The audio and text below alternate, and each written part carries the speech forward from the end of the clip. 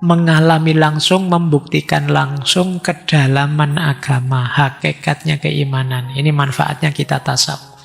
Tidak sekedar pengetahuan yang dangkal atau pengamalan yang dangkal. Manfaat kedua, menjadi manusia yang hakiki, manusia yang sejati. Kenapa?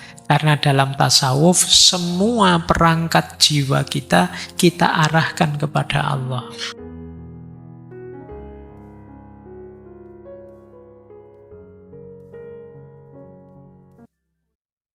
Assalamualaikum warahmatullahi wabarakatuh. Ini kunci-kuncinya tasawuf. Kewalian adalah bukti risalah kenabian. Sedangkan torekot adalah petunjuk tentang syariat. Hal itu karena hakikat keimanan yang disampaikan risalah kenabian dapat dilihat dan dibenarkan oleh kewalian dalam tingkat ainul yakin, yaitu dengan penyaksian hati dan perasaan spiritual. Pembenaran terhadapnya merupakan bukti kuat akan kebenaran risalahnya. Selanjutnya, torekot menjadi bukti atas kebenaran hukum-hukum yang dikandung oleh syariat. Dan bahwa dia benar-benar bersumber dari Allah lewat limpahan darinya dan manfaat yang didapat melalui kasyaf dan dzauk. Ini harus dibaca berulang-ulang biar paham maksudnya ya.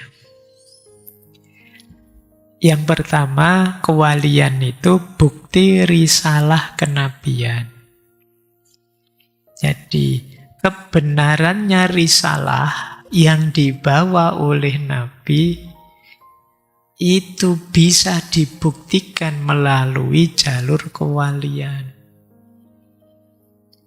Kalau kita yang awam itu kan membenarkan risalahnya Nabi itu ya pokoknya dibenarkan begitu saja. Kadang-kadang kita paham, tidak punya dasar, tidak punya argumen. Pokoknya saya percaya, kan titik begitu.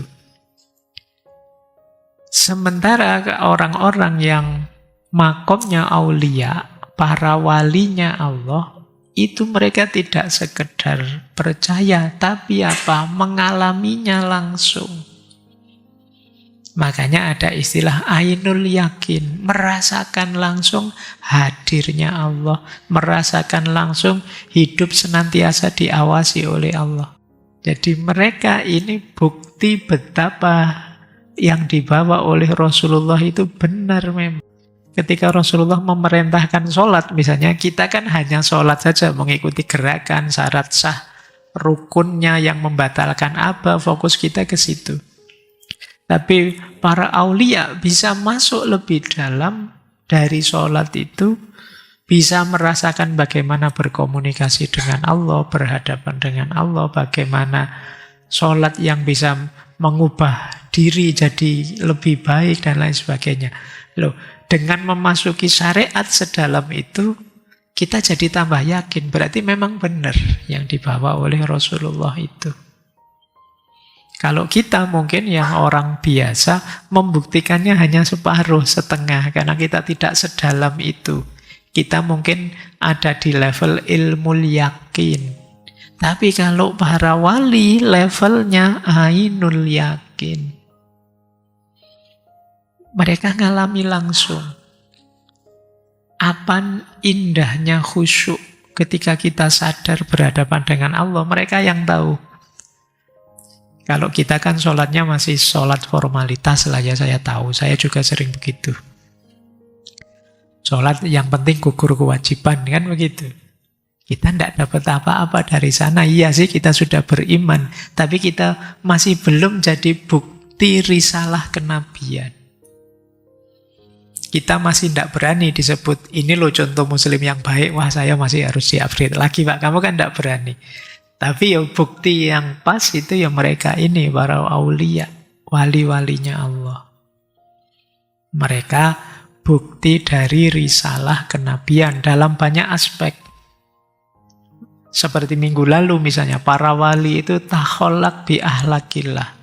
akhlak mereka itu adalah karakter sebagaimana asmanya Allah, nama-namanya Allah. Mereka penyayang, mereka adil, mereka dan lain sebagainya. Ini akhlak, mengikuti akhlaknya Allah. Loh, ini kan dia jadi bukti lagi-lagi risalah kenabian.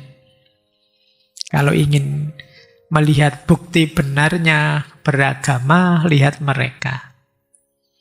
Itu maksudnya Syekh Nursi. Kemudian Torekot itu adalah petunjuk tentang syariat. Jadi Torekot itu kan, ini sebenarnya maknanya antara syarik dan torik itu sama-sama nama jalan. Jadi syariat itu ketetapan, ajaran, tuntunan beragama yang dibawa oleh Rasulullah.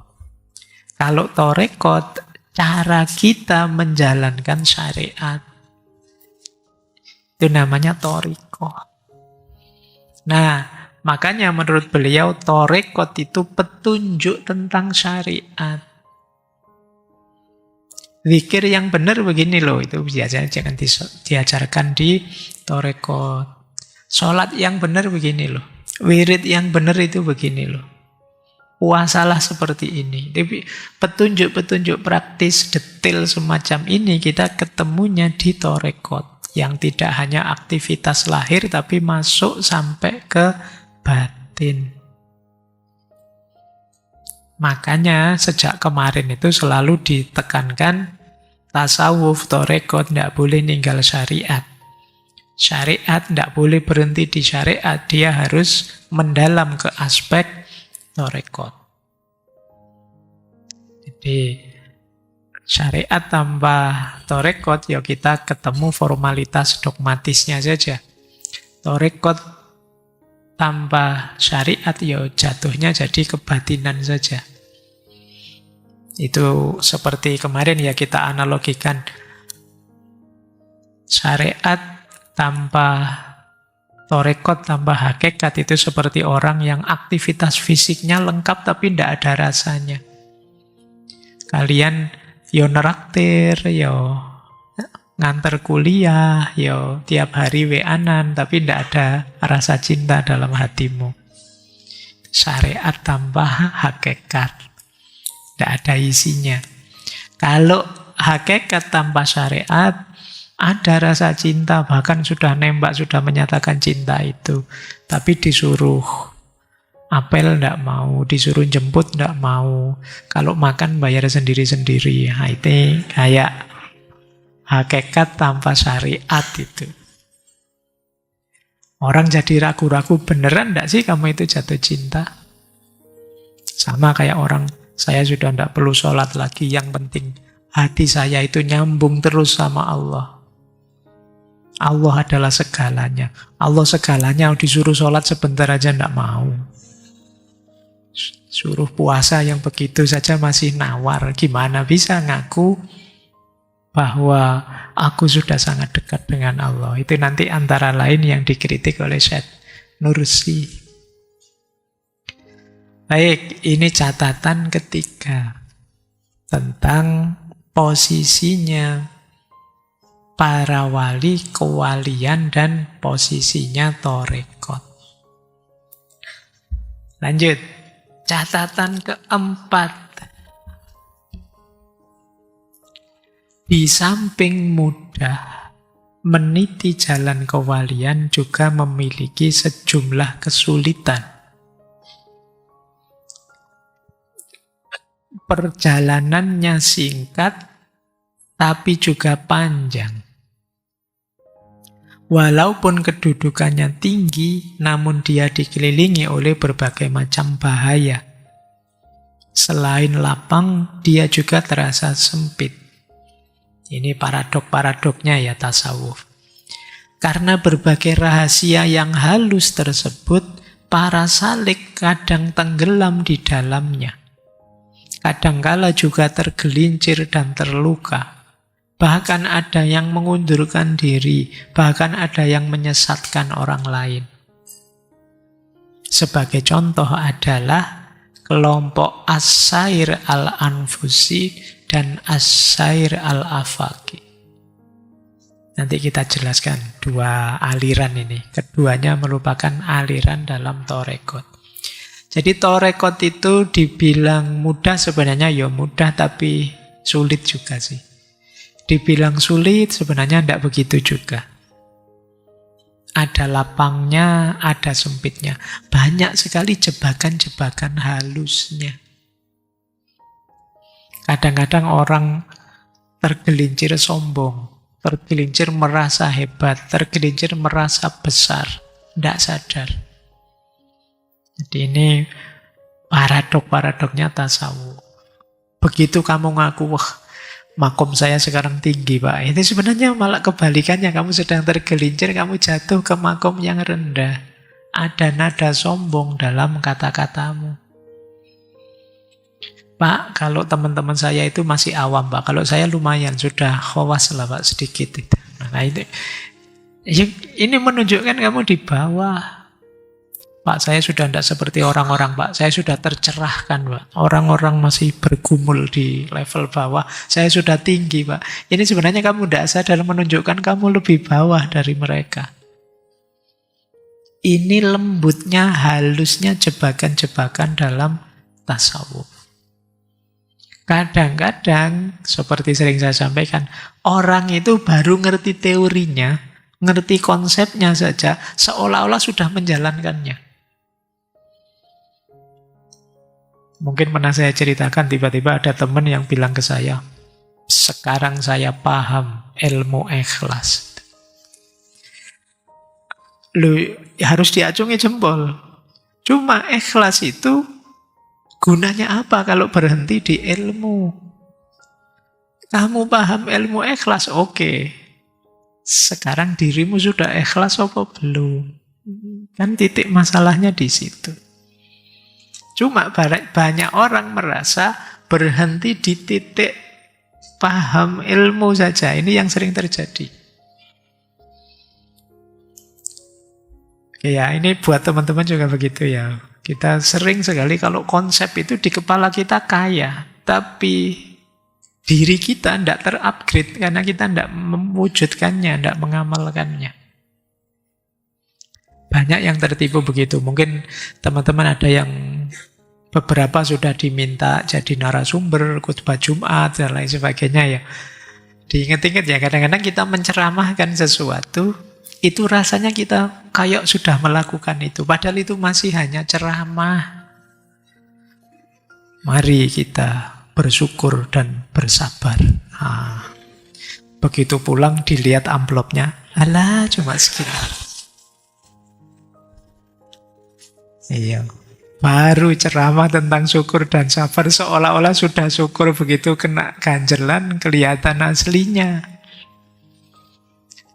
Ini jebakan-jebakan dalam tasawuf. Ini yang harus kita hati-hati. Termasuk tadi ya beliau menyebut ada dua kelompok dalam tasawuf. Dua jalur. Yang pertama as-sair al-anfusi dan as-sair al-afaki. Jadi as-sair al-anfusi itu sufi yang mengambil jalan dirinya sendiri. Jadi memulainya dari dirinya, bukan di luar diri. Mulai tazkiyatun nafas, membersihkan hati, menjernihkan pikiran, menghapus sifat-sifat negatif, tahalli, kemudian berpuncak di tajalli. Ini namanya as-sair al-anfusi. Perjalanan menuju Allah lewat diri kita sendiri. Nah, ancamannya apa? Kalau tidak hati-hati, orang di as-sair al-anfusi ini, kalau dia tidak bisa menaklukkan nafsunya, amarahnya, egonya, biasanya tergelincir ke makom ujub, sombong. Atau mengalami ekstase spiritual, terus ngomongnya ngaco. membuat orang tersesatkan, membahayakan dirinya dan orang lain, membahayakan dirinya karena kadang-kadang nanti berlawanan dengan pandangan umum sampai kemudian dia dieksekusi dan lain sebagainya. Jadi hati-hati.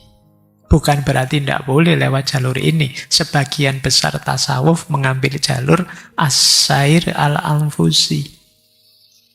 Mengelola diri sendiri. Tapi hati-hati jatuh pada ego, ujub, sombong. Merasa diri lebih dari yang lain. Merasa aku lebih istimewa karena sudah dapat hidayah duluan, yang lain belum, dan lain sebagainya. Ini jenis-jenis ujub, ego, sombong. Ini lewat jalur pertama. Ada jalur kedua. Jalur kedua as-sair al-afaqi. As-sair al-afaqi itu kesadaran untuk keluar diri, melihat segala yang di alam ini dan menyadari hadirnya Allah di balik apapun di luar diri. Ini namanya as-sair al-afaqi. Di as-sair al-afaqi ini ya luar biasa kita dapat kemantapan, keyakinan, nalar kita jalan membaca alam semesta. Tapi kalau tidak hati-hati, biasanya terjebak seperti tadi ya, pada makna-makna zahiriyah. Terjebak pada keindahan ciptaan, lupa pada sang pencipta. Tahu hukum alam tapi tidak mengenal al-hakim yang menciptakan alam. Bahkan ada kalanya terus tidak sadar syirik khofi, syirik yang terselubung, menyekutukan Allah dengan ciptaannya. Menganggap bahwa keindahan itu, keluar biasaan itu, kedahsyatan itu adanya di alam. Lupa bahwa itu sumbernya adalah Allah. Menurut beliau, tasawuf jenis afak ini biasanya dilakukan orang yang melakukan tafakkur terhadap alam. Tapi lupa dirinya. Lupa tazkiyatun nafas. Sehingga kadang-kadang terjebak pada zahiriyahnya alam, justru tidak sampai pada Tuhan. Ini ketergelincirannya. Jadi menemui Allah itu kan bisa banyak jalur, bisa lewat diri kita, bisa juga lewat alam semesta. Cuma dua-duanya ada jebakan-jebakannya. Ini yang harus hati-hati. Beberapa jebakan jadi ekstrim, membahayakan, keluar dari semangat awal tasawuf tadi. Oke, baik, kita lanjutkan. Sudah 4, sekarang 5. Ini yang kontroversial. Wahdatul wujud. Yang hampir di semua tokoh neo-sufisme yang kita bahas kemarin, pandangan ini dikritik oleh Syekh Nursi dan kawan-kawan. Menurut beliau begini, paham wahdatul wujud yang berisi wahdatus syuhud ini dianggap aliran sufi yang penting. Banyak sufi yang anggap ini level tertinggi. Maksud dari wahdatul wujud adalah membatasi penglihatan pada keberadaan wajibul wujud, Allah saja. Sementara seluruh makhluk hanya bayangan semu dan ilusi yang tidak layak disebut bila dibandingkan dengan eksistensi zat yang wajib ada, yaitu Allah. Jadi wahdatul wujud itu kan semua wujud ini sifatnya ilusif saja. Wujud yang hakiki sebenarnya yang wajibul wujud hanya Allah saja. Menurut Syekh Nursi begini, aliran ini menurut beliau ya bukan tingkatan yang paling tinggi dan paling mulia. Meski bisa saja dia punya ketinggian, tetapi memiliki kekurangan dalam ketinggiannya itu. Bisa saja dia memiliki rasa manis namun mengandung bahaya.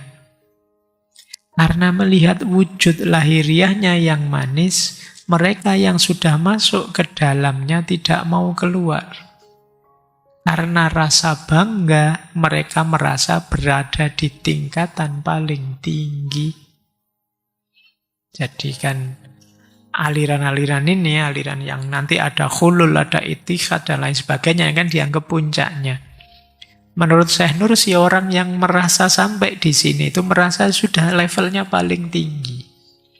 Sehingga tidak mau lagi mempertimbangkan yang lain-lain. Kadang-kadang ini membahayakan, kata Syekh. Nanti diuraikan kritik-kritik beliau. Tapi menurut beliau, aliran ini hanya tepat untuk kalangan khawasul khawas saat berada dalam kondisi ekstase. Untuk mereka yang sudah lepas dari dunia materi. Dan untuk mereka yang telah memutuskan hubungan dengan segala sesuatu selain Allah. Itulah kenapa kalau teman-teman baca cerita-cerita tasawuf itu, untuk materi-materi level tinggi, mursyid tidak menyampaikan secara umum seperti pengajian seperti ini. Kenapa? Takutnya orangnya belum level, belum makom, tidak nyampe. Nanti disalahpahami.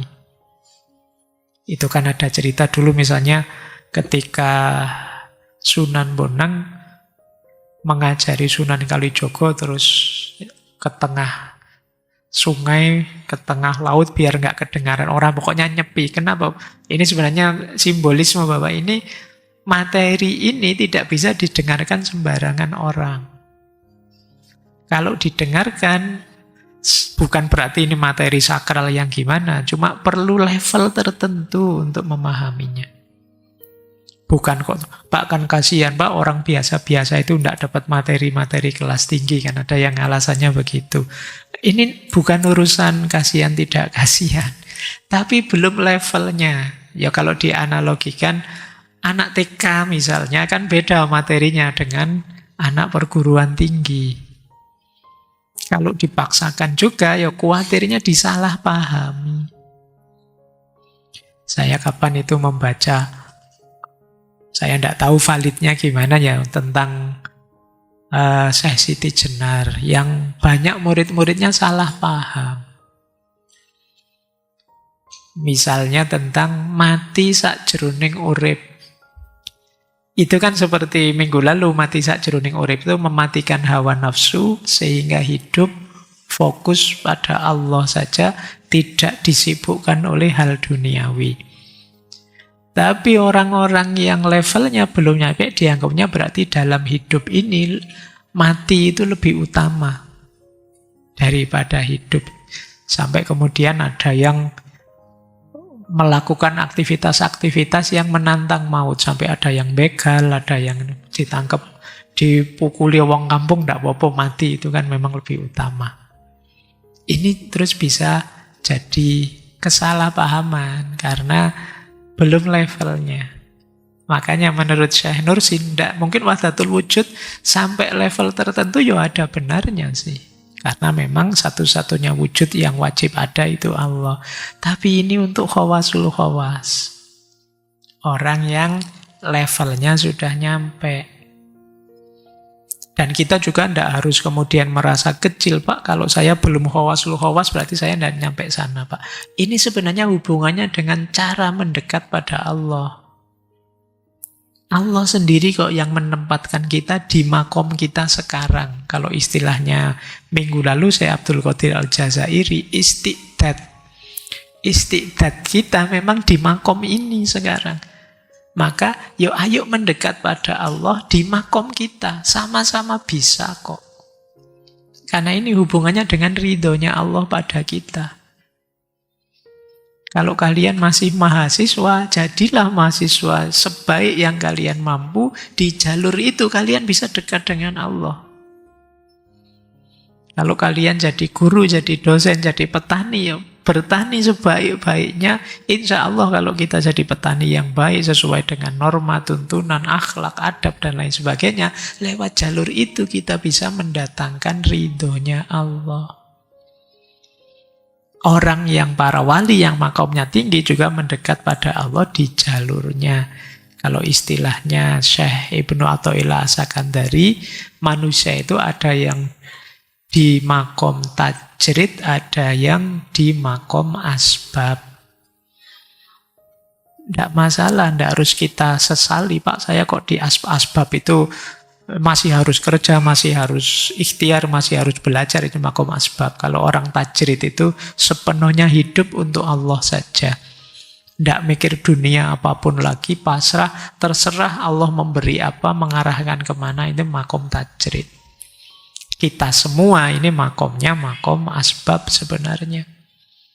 Tapi tidak masalah, dengan makom itu pun kita bisa datang dekat pada Allah. Yang rumit itu kalau orang di makom asbab gayanya kayak tajrid. Mati wong yo wong biasa gayanya kayak wali. Nah itu menyusahkan, bisa menyesatkan orang. Nanti dikit-dikit hati-hati kena keramatku loh ya. Hati-hati. Nah itu padahal ya dia makomnya masih makom asbab. Atau orang yang kasihan itu orang yang sebenarnya makomnya tajrid tapi malah menurunkan levelnya ke level asbab, malah ngurusi hal-hal yang tidak penting, urusan duniawi ini, duniawi itu, politik ini, politik itu. Eman-eman dia makomnya sudah tajrid. Nah, setiap orang ada makomnya. Ini yang oleh Syekh Abdul Qadir Al-Jazairi minggu lalu ada istiqdatnya. Jalan saja di makom kita.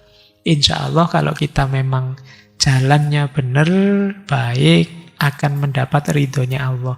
Ridho Allah ini kan yang kita semua mencarinya. Apakah lewat jalur asbab atau lewat jalur tajrid. Nah, menurut Syekh Nursi, ini beberapa ya, ini detailnya kritik beliau terhadap wahdatul wujud.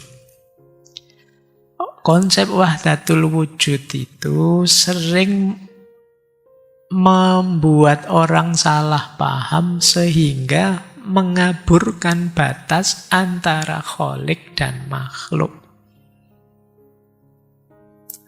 Orang yang tidak dalam bisa terjatuh namanya panteisme. Panteisme itu menganggap segala sesuatu Tuhan. Kan sering kita bilang, kita ini cerminan Tuhan, kita ini tajalinya Tuhan, dan lain sebagainya. Itu kalau tanpa pemahaman yang pas, akan membuat kita terjatuh pada panteistik. Nah, ini makanya perlu level tertentu, penjelasan tertentu yang pas. Nanti jangan-jangan terus, nyembah pohon, nyembah sungai, nyembah apa, karena dianggap di baliknya ada Tuhan. Bisa jadi ke sana. Jangan-jangan nyembah kopi juga. Bismillah. Oke ya. Jadi terjatuh ke sini karena penjelasannya tidak pas. Karena itu tadi makanya perlu penjelasan dan level yang sesuai. Orang-orang umum menurut Syekh Nursi sulit salah paham, sulit untuk paham karena ini wawasannya dalam. Termasuk beliau ya di Risalah An-Nur itu di Maktubat menyebut. Bayangkan misalnya kalau orang anggap rukun iman itu selain yang Allah ilusi saja. Karena yang hakiki itu hanya Allah saja. Jadi malaikat, Al-Quran, nabi-nabi itu sebenarnya bukan wujud yang sejati, karena itu terus salah paham. Berarti saya tidak mengikuti Al-Quran, tidak apa-apa, kan itu ilusi saja. Yang sejati kan hanya Allah saja. Saya nggak mengikuti nabi, tidak apa-apa. Wong nabi itu kan juga cuma bayangannya Allah saja, bayangan wujud-wujud yang asli. Nanti bisa ke sana kalau orang pikirannya tidak nyampe.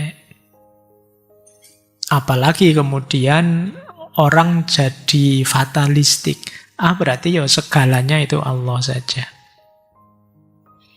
Bahkan bisa menurut Syekh Nursi, orang justru jadi materialistik. Kenapa? Karena nganggap materi itu juga kan adalah wujud yang pancarannya Allah. Jadi kalau ada orang ngeritik nih, kamu mbok jangan mendewakan harta, jangan mencintai. Loh, harta itu adalah bagian dari tajallinya Allah. Makanya saya cintai juga misalnya. Bisa jadi begitu kalau ditarik-tarik kemana-mana faham wahdatul wujud ini. Makanya menurut beliau sudahlah ya, sesuaikan level kita masing-masing saja. Karena bahaya kalau levelnya tidak nyampe. Nanti ada yang bilang seperti kalau di tasawuf-tasawuf itu kan ada Al-Hallaj, ada Ibnu Arabi, yang konsep-konsepnya kadang-kadang bisa mengundang kita salah paham. Karena itu yuk dibatasi untuk khawas dan khawasul khawas saja. Bukan berarti ini salah terus tidak boleh, tapi syarat dan ketentuan berlaku. Ada tanda bintangnya. Baik, lanjut. Ini masih ke-6. Yang ke-6, kalau ini tidak panjang ya, penjelasannya simpel. Di catatan ke-6 ada 3 poin. Yang pertama, mengikuti sunnah Nabi merupakan jalan paling indah dan paling terang untuk sampai pada derajat kewalian.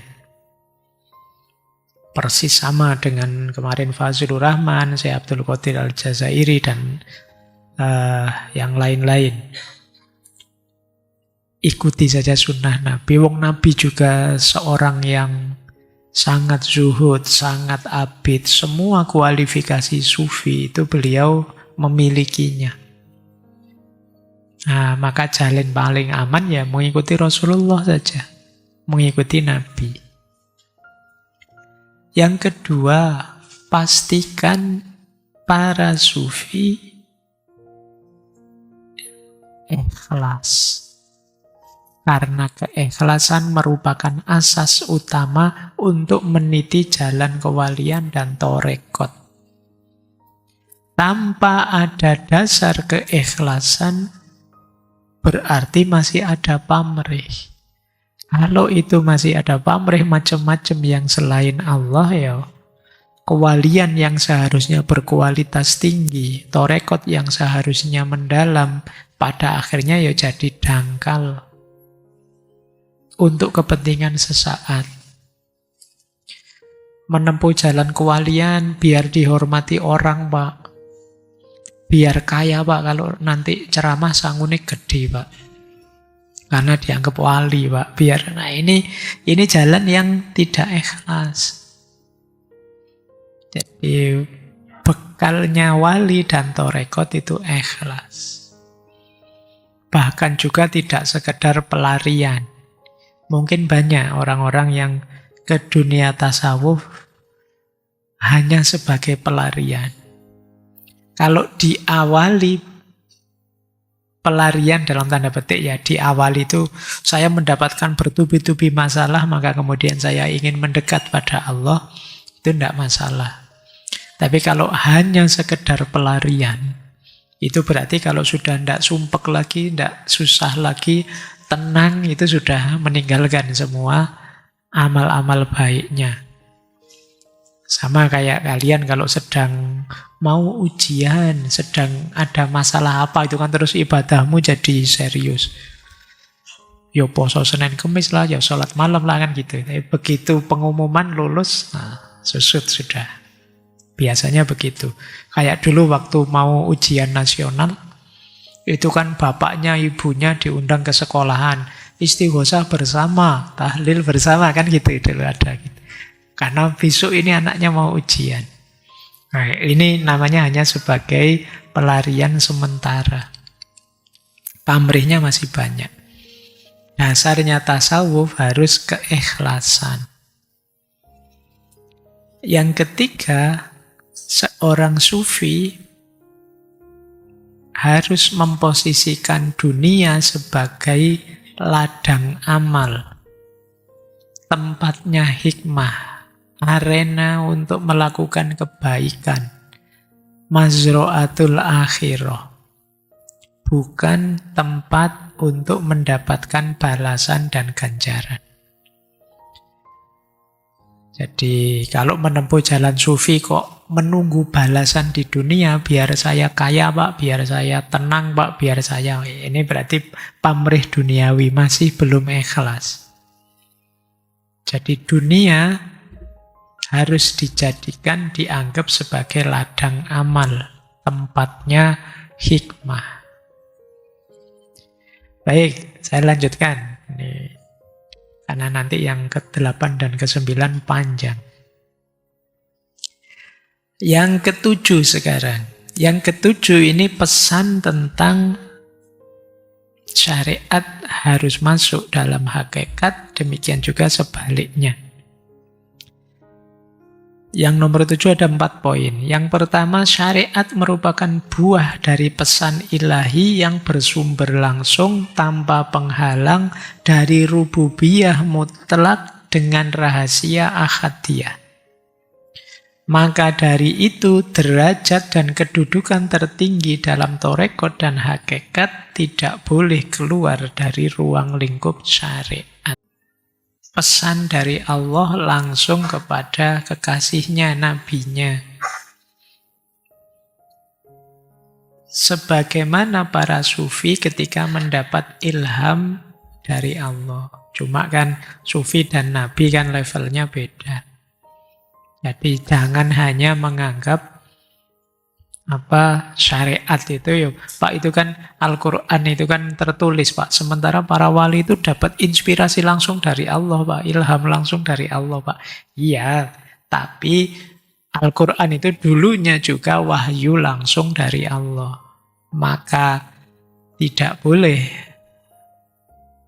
misalnya para wali ini mengeluarkan fatwa yang nabrak syariat. Jadi karena ya sumbernya sama-sama Allah. Jalannya ya sama-sama jalan batin. Yang satu wahyu, yang satu ilham. Tapi kan levelnya beda. Antara nabi dan wali. Oleh karena itu, bahkan seperti Syekh Abdul Qadir Jailani itu satu ketika sholat malam terus ada suara, "Wahai Abdul Qadir, ibadahmu sudah luar biasa, engkau sudah diterima, mulai besok sudah bisa santai, tidak perlu ibadah lagi." Itu dia tahu, tidak mungkin ada ilham dari Allah kok nyuruh libur ibadah itu. Kenapa? Nabrak syariat. Yang ini diwahyukan pada Nabi. Ya. Baik, itu yang pertama. Yang kedua, torekot dan hakikat tidak boleh berubah posisinya dari sarana menjadi tujuan.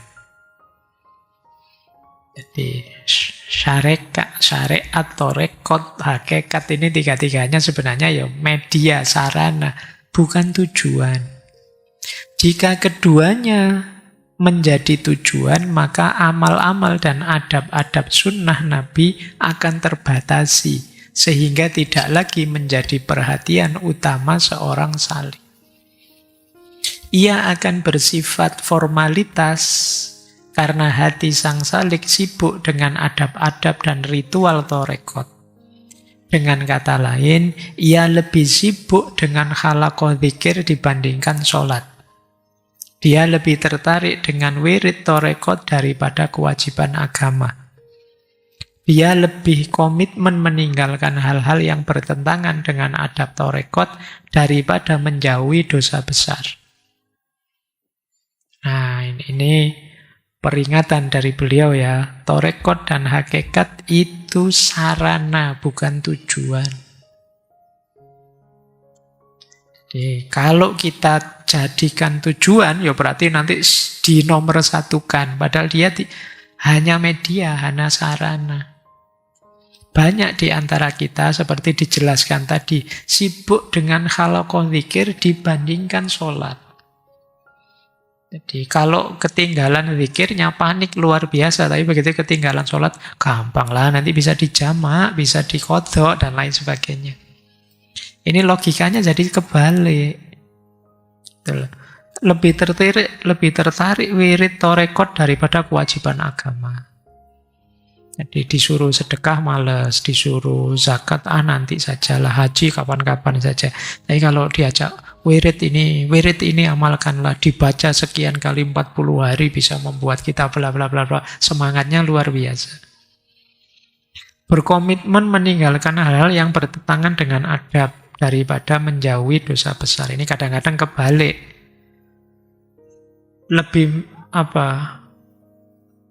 Orang lebih milih korupsi apa cium tangan pada mursyidnya misalnya. Ketika lupa cium tangan pada mursyidnya, paniknya luar biasa. Tapi melakukan korupsi, tenang saja, kebalik. Oke ya, lebih mengutamakan adab torekot daripada menjauhi dosa besar. Bukan berarti cium tangan itu salah. Tapi lagi-lagi kita harus sadar mana priority, mana yang lebih prioritas. Yang wajib mana, yang sunnah mana, yang mubah mana, yang makruh mana, yang haram mana. Kita harus tahu kadang-kadang banyak amalan-amalan sunnah yang kita utamakan sampai wajibnya terlewat. Itu sama kayak waktu Ramadan dulu lah ya. Buka bersama, semangat sekali, tapi terus waktunya sholat maghrib bubar semua, tidak ada yang sholat misalnya. Ini kuhalik. Terus, yang ketiga, ini bentuknya pertanyaan. Apa mungkin ada torekot yang berada di luar koridor sunnah dan hukum syariat? Jawabannya ya dan tidak. Dikatakan ya, karena terdapat para wali yang dihukum mati dengan pedang syariat. Dikatakan tidak, sebab para wali yang lurus telah bersepakat dengan kaidah yang disebutkan oleh Syekh Sa'di As-Syirazi dalam syairnya yang bermakna mustahil seseorang akan sampai pada kebenaran hakiki di luar jalan yang telah digariskan oleh Rasulullah dan tanpa mengikuti sunnahnya. Jadi kalau ada yang tanya, apa ada torekot yang di luar sunnah dan hukum syariat? Jawabannya ya dan tidak. Kenapa ya? Faktanya memang ada. Orang yang dianggap wali kemudian dihukum karena nabrak syariat. Faktanya ada begitu. Tapi harusnya tidak. Kenapa? Karena kalau dia benar wali, harusnya tidak meninggalkan syariat. Jadi jawabannya ya dan tidak. Ya melihat faktanya, tidak melihat idealnya. Makanya kan sekarang ada istilah, ada torekot yang mu'tabaro, ada yang wairu mu'tabaro. Ini mungkin dengan pertimbangan ini.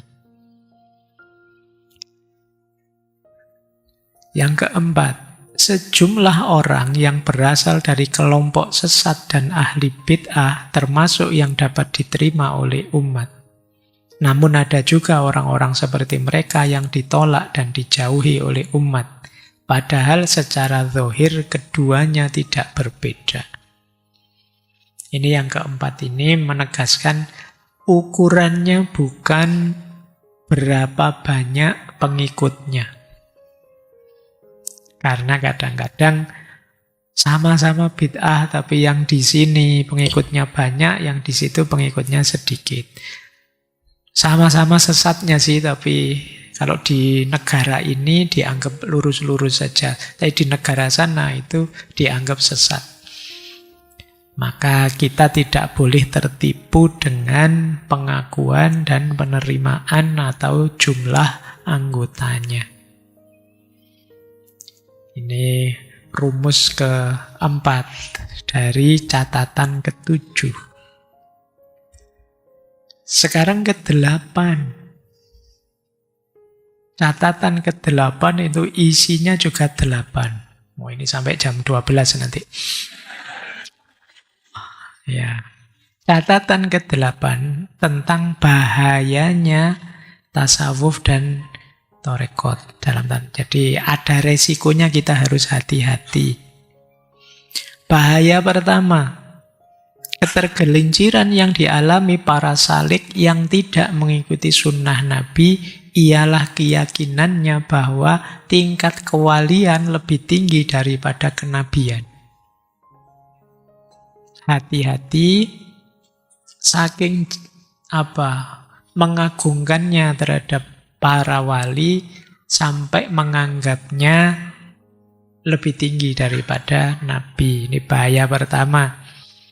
Bahaya kedua, sikap sebagian kalangan ekstrim yang lebih memuliakan wali daripada para sahabat Nabi.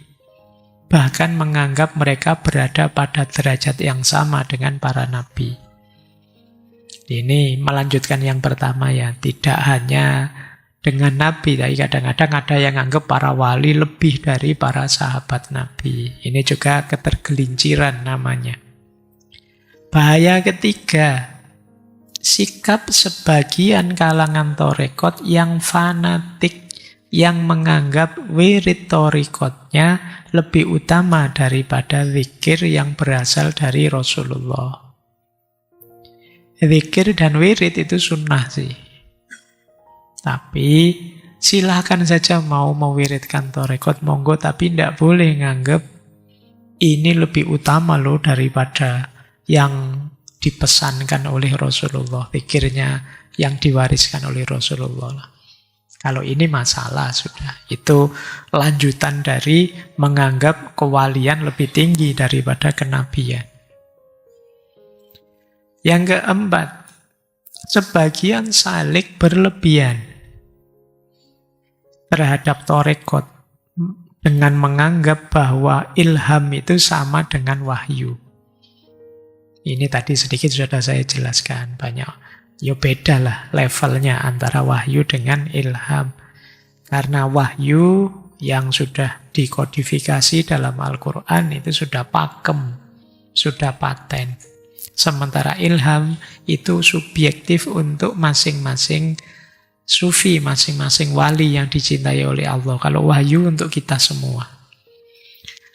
Bahaya kelima, sebagian ahli sufi yang tidak memahami rahasia torekot dalam kedudukannya sebagai sarana, bukan sebagai tujuan, kadang-kadang mereka lebih tertarik pada karomah-karomah dan zauk spiritual. Dianggapnya ukuran benar salahnya itu tergantung karomahnya. Orang ini bisa berjalan di atas air loh, orang ini bisa nebak masa depan loh, kan kita sering ini kita jadikan standar, padahal harusnya bukan itu sih. Kewalian seseorang itu. Bahaya keenam, sebagian salik yang bukan ahli hakikat seringkali terjerumus dalam jurang bahaya dengan menganggap bayangan dari sejumlah tingkat kewalian dan miniaturnya sebagai tingkatan hakiki, universal, dan asli. Ini biasanya yang keenam ini ketertipuan ketika kita mengidentifikasi diri kita ada di level mana. Pak, saya sekarang sudah ada di makom sabar, Pak. Padahal mungkin kita belum sabar beneran. Saya sekarang sudah bisa khawasul khawas kurang sedikit, Pak. Saya ini yang kelima. Jadi mendiagnosis diri levelku ada di mana. Ini kita sering terjerumus. Padahal itu masih ilusi, masih bayangan kita sendiri saja. Sehingga kadang-kadang kita jatuh pada kesombongan. Bahaya ketujuh, sebagian para pecinta dan perindu dari kalangan pengikut torekot seringkali terjerumus di saat mereka menunjukkan kebanggaan, membuat pengakuan, menyebarkan syatohat, dan mengharap penghargaan orang. serta menjadi rujukan agama. Ini sombong, merasa tinggi, merasa besar, cerita-cerita betapa hebatnya aku, betapa dahsyatnya guruku, ini di antara ketergelinciran. Bahaya kedelapan, sekelompok pengikut tarekat yang tergesa-gesa dan ingin meraih keuntungan pribadi sehingga terjerumus karena ingin mendapat hasil dari kedudukan kewaliannya di dunia, bukan di akhirat. Ingin dihargai, ingin dihormati, ingin diposisikan tinggi. Ini bahaya kedelapan. Karena merasa dirinya sudah wali. Ini bahaya kedelapan. Hati-hati, nanti bisa dibaca ulang ya. 8 bahaya ini. Yang ke-9. Catatan ke-9, jumlahnya juga 9. Panjang ya. Nah, ini saya baca saja. Ini sebagian besar sudah kita jelaskan di depan. Kalau tadi bahayanya, sekarang manfaatnya tasawuf. Bahaya berarti kita harus hati-hati, jangan tergelincir ke sana. Manfaat, ayo kita optimalkan manfaatnya. Manfaat pertama, tersingkapnya hakikat keimanan secara jelas. Sehingga sampai tingkat ainul yakin. Jadi ini mengalami langsung, membuktikan langsung kedalaman agama, hakikatnya keimanan. Ini manfaatnya kita tasawuf. Tidak sekedar pengetahuan yang dangkal atau pengamalan yang dangkal. Manfaat kedua, menjadi manusia yang hakiki, manusia yang sejati. Kenapa? Karena dalam tasawuf semua perangkat jiwa kita arahkan kepada Allah. Dan ini kan tujuan kita dihadirkan ke muka bumi. Tujuan penciptaan kita. Jadi kalau kita ingin memenuhi amanatnya Allah, segala tugas yang diberikan oleh Allah ya antara lain bisa kita wujudkan lewat jalur tasawuf. Di situ kita jadi manusia sejati yang orientasi hidupnya adalah Allah saja. Manfaat ketiga, selamat dari kesepian dan kesendirian dalam perjalanan spiritual, serta mendapat ketenangan maknawi dalam perjalanan menuju barzah dan akhirat. Jadi kalau kita ikut tarekat, ada teman perjalanan spiritual. Dan juga mendapatkan ketenangan dalam perjalanan menuju akhirat. Karena tadi bahkan zikir saja bisa membuat kita tenang. Lanjut, manfaat keempat, membebaskan diri kita dari kegelisahan hidup dan juga pedihnya keterasingan duniawi. Ini membuat kita lebih tenang. Manfaat kelima, merasakan berbagai hakikat halus yang tersembunyi dalam setiap kewajiban syariat. Ini kita beribadah, beramal syariat, tidak hanya lahiriah, tapi kita rasakan secara lebih dalam, sampai level hakikat. Sehingga kita bisa menikmati syariat, tidak sekedar menjalankan syariat. Dengan bisa menikmatinya, tentu saja kita bisa lebih mantap, lebih fokus. Manfaat keenam, dengan tasawuf kita bisa sampai pada makom tawakal, ridho, dan pasrah kepada Allah. Ini hal yang sulit. Biasanya kita itu dengan akal kita sulit sekali untuk ridho. Kita sering mengeluh, kita sering minta ini, minta itu, serba tidak puas. Tapi tasawuf mengajarkan kita untuk sampai ke makom ridho dan tawakal.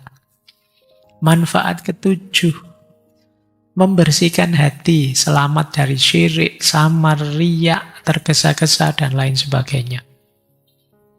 Manfaat kedelapan, membuat hidup ini sepenuhnya bernilai ibadah. Karena rutinitas seorang sufi itu rutinitas yang senantiasa sadar diawasi oleh Allah. Apapun yang dilakukan, kesadaran ilahiyahnya muncul. Maka setiap aktivitasnya jadi bernilai ibadah. Manfaat ke-9, membawa seseorang pada derajat insan kamil. Manusia yang utuh, yang teroptimalisasi lahirnya, emosinya, dan rohaninya. Jadi, membuat kita jadi manusia yang sejati dan utuh. Itu yang insan kamil. Konsepnya banyak dibahas di ulama-ulama yang kita bahas bulan ini. Apa itu insan kamil versi Neo-Sufisme? Masih ada waktukah? Yuk, kita masuk ke quote-quote saja lah, sudah tinggal 3 menit. Sebenarnya masih banyak konsep-konsep beliau ya, tapi semoga dengan 9 tadi sudah tergambar bagaimana Neo-Sufisme versi beliau. Ada quotes yang menarik yang tadi saya ambil sebelum ke sini. Beliau menasehati kita, jadilah seperti pohon, memberi naungan mereka yang membutuhkan, menghasilkan buah bagi mereka yang mencarinya, dan tetap bertahan meskipun badai datang. Ini rumusnya orang hidup manfaat. Ini sebenarnya mengingatkan kita, tasawuf tadi itu kan perjalanan spiritual untuk membuat kita dekat dengan Allah. Tapi mari kita sadari, kedekatan kita dengan Allah itu belum tahapan final. Tahapan finalnya adalah kemanfaatan kita pada sesama. Sebagaimana Rasulullah, beliau mendekat pada Allah bahkan sampai Mi'raj. Yang di sana bertemu langsung dengan Allah min wara'il hijab. Ini mungkin kalau yang dalam bahasa para sufi ya, wahdatus syuhud lah, apa kesatuan dan lain sebagainya kan sudah berhadapan-hadapan. Tapi terus Rasulullah kan kembali lagi ke bumi, berdakwah lagi, mengajak lagi pada kebaikan, mendampingi, mendidik umatnya.